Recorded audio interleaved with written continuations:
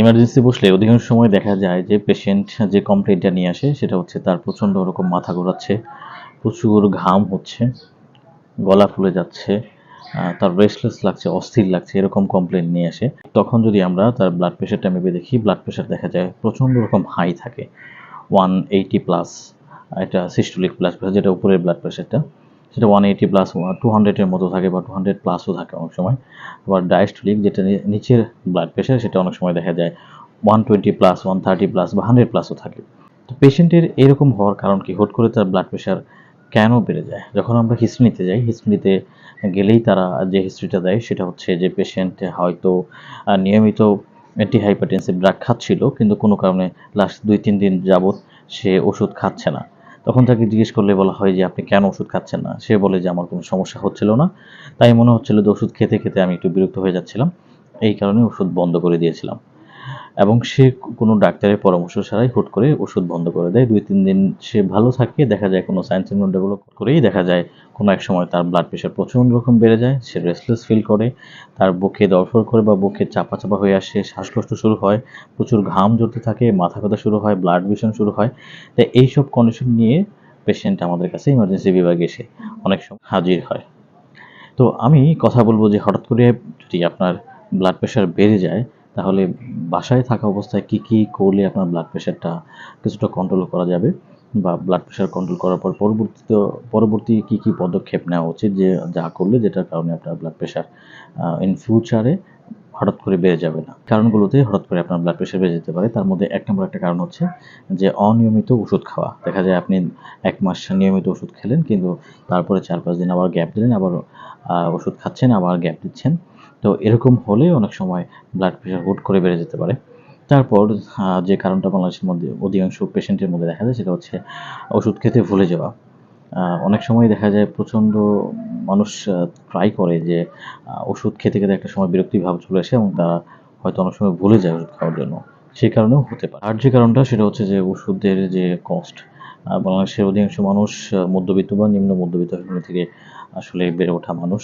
তাদের ক্ষেত্রে দেখা যায় যে প্রচণ্ড পরিমাণ কস্ট ইফেক্টিভ ড্রাগ সবসময় পাওয়া যায় না, বা নিয়মিত ওষুধ খেতে, খেতে তাদের একটা সময় দেখা যায় যে ওষুধ খাওয়াটা তাদের জন্য বার্ডেন হয়ে যায়। সেই সময় দেখা যায় তারা ওষুধ খাওয়াটা অফ করে দেয়।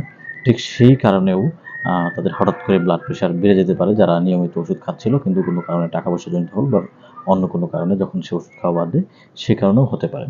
তো মোস্টলি যদি আমরা বলি যে হাইপার টেনশন বা ব্লাড প্রেশার বেড়ে গেলে এর মেইন কারণ কি? মেইন কারণ দেখা যায় 90-95% ক্ষেত্রে ইডিওপ্যাথিক কারণ। ইডিওপ্যাথিক মানে হচ্ছে কোনো কারণ জানা নেই। তাছাড়া যদি আমরা সেকেন্ডারি কজ যদি চিন্তা করি, সেখানে হচ্ছে বিভিন্ন অর্গানে রিলেটেড কারণে হতে পারে। যেমন কিডনি রোগজনিত কারণে আপনার প্রেশার বাড়তে পারে। হার্টের রোগজনিত কারণে প্রেশার বাড়তে পারে, হরমোনগত বিভিন্ন সমস্যার কারণে বাড়তে পারে, বিশেষ করে থাইরয়েডের সমস্যা যাদের থাকে তাদের ক্ষেত্রে বাড়তে পারে। তাছাড়া আপনি যদি অ্যাংজাইটিতে থাকেন, ডিপ্রেশনে থাকেন বা অ্যাংজাইটিতে কোনো স্ট্রেস ফিলের মধ্যে আছেন বা কোনো স্ট্রেসে আছেন, সেক্ষেত্রেও আপনার প্রেশার বেড়ে যেতে পারে। এখন আমরা কথা বলব যে হঠাৎ করে যদি দেখেন যে আপনার ফ্যামিলি মেম্বারের কারো প্রেশার বেড়ে গেছে, সেক্ষেত্রে আপনি বাসায় তাহলে কি পদক্ষেপ নিতে পারেন তার কোনো কমপ্লিকেশন ডেভেলপ যাতে একটু হলেও কম করে, সেক্ষেত্রে। প্রথমে বলব যে অনেক সময় দেখা যায় যে আপনার প্রেশার বেশি থাকতে পারে, কিন্তু প্রেশার বেশি থাকলেও অনেক সময় সাইন সিম্পটম তেমন একটা ডেভেলপ করে না।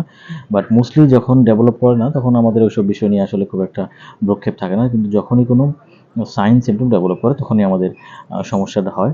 কী, কী সাইন সিম্পটম ডেভেলপ করতে পারে? যেমন আপনার প্রচণ্ড রকম মাথা ঘোরাতে পারে, আম মাথা ঝিমঝিম করতে পারে, চোখে ঝাপসা দেখতে পারেন, কথা গুলিয়ে যেতে পারে বা কথা জড়তা চলে আসতে পারে, বুকের মধ্যে চাপ লাগতে পারে বা বুকের মধ্যে ব্যথা হতে পারে, অথবা আপনার শ্বাসকষ্ট হতে পারে, আপনার প্রস্রাবের পরিমাণ কমে যেতে পারে, যতটুকু পানি খাচ্ছেন সে তুলনায় প্রস্রাব হচ্ছে না, অথবা আপনার প্রচণ্ড রকম ঘাম ঝরতে পারে, অথবা আপনার প্রচণ্ড রকম অস্থিরতা লাগতে পারে।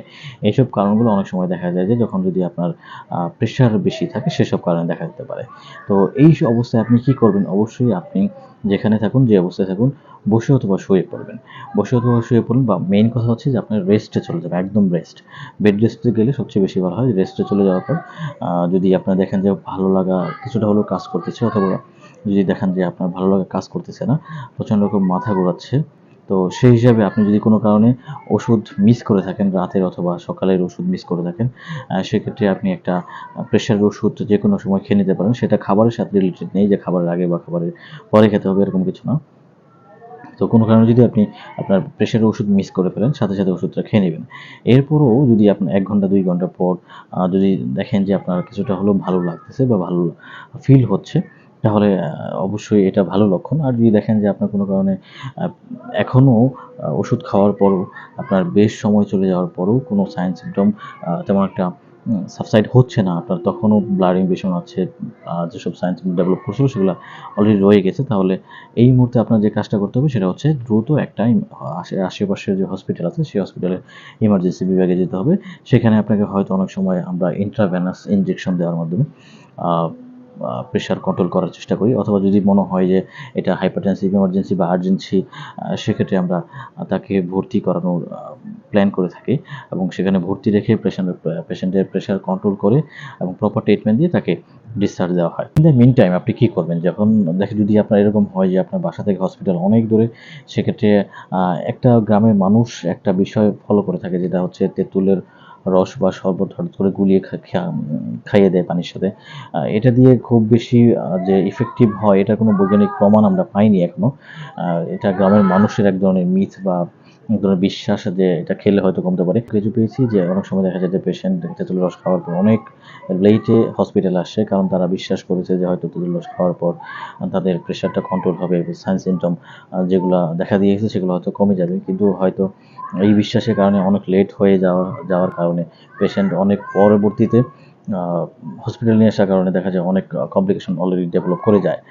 সেক্ষেত্রে দেখা যায় অনেক সময় অনেকের আপনার স্ট্রোকও হয়ে যেতে পারে, হাই প্রেশার থাকার কারণে অনেক সময় হেমোরেজিক স্ট্রোক হয়েও যায়। এরকম সিমটম দেখা দেয়, বা এক পাশ অবশ হয়ে যেতে পারে, বা হাত বা পা, অথবা হাত পাও অবশ হয়ে যেতে পারে। এটা অনেক সময় এরকম সাইন সিম্পটম কমপ্লিকেশন, লেট কমপ্লিকেশনের ক্ষেত্রে দেখা দিতে পারে। ইম্পর্টেন্ট বিষয়টা হচ্ছে সেটা হচ্ছে যে তাহলে আপনি ট্রিটমেন্ট হিসেবে বাসায় কী করবেন, যে নিয়মিত ওষুধ খাবেন এবং হঠাৎ করে আপনার প্রেশার বেড়ে গেলে আপনি একদম রেস্টে চলে যাবেন এবং প্রেশার ওষুধ খেতে ভুলে গেলে প্রেশার ওষুধ অবশ্যই খেয়ে নেবেন। এরপর যদি আধা ঘন্টা 1 ঘন্টার মধ্যে আপনার যদি সিমটম না কমে, তাহলে নিকটস্থ হসপিটালে আসবেন। এই হসপিটালে আসার ইন দ্য মিন টাইম আপনি কী করবেন, যে আপনার প্রেশারটা বারবার একটু মাপার চেষ্টা করবেন, যদি আপনার সুযোগ থাকে যে আধা ঘন্টা পর পর প্রেশারটা মাপার, যে কত ছিল প্রেশারটা, তাহলে যে ফিজিশিয়ান আছে তার জন্য হেল্প হবে যে আসলে আপনার কোন ধরনের সমস্যা দেখা দিয়েছিল বা প্রেশার আপনার কেমন ছিল লাস্ট 2-3 ঘন্টার মধ্যে, সেই হিসাবে ট্রিটমেন্ট দেওয়াটা তার জন্য ইজি হবে। অবশ্যই প্রেশার যেহেতু এটা একটা নন কমিউনিকেবল ডিজিজ এবং এটা কখনোই ভালো হবে না, কিন্তু এটা কন্ট্রোলেবল ডিজিজ। যেমন ডায়াবেটিস একটা কন্ট্রোলেবল ডিজিজ, বাট এটা কখনো ভালো একদম পুরোপুরি ভালো হয় না। ঠিক সেইভাবে প্রেশারের যে সমস্যাটা, যাদের হাই প্রেশার থাকে, সেটাও একদম ভালো হবে না।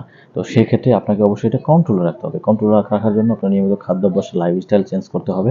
লাইফস্টাইল মডিফিকেশনের পাশাপাশি আপনার মেডিকেশনটা মাস্ট বি চালু রাখতে হবে।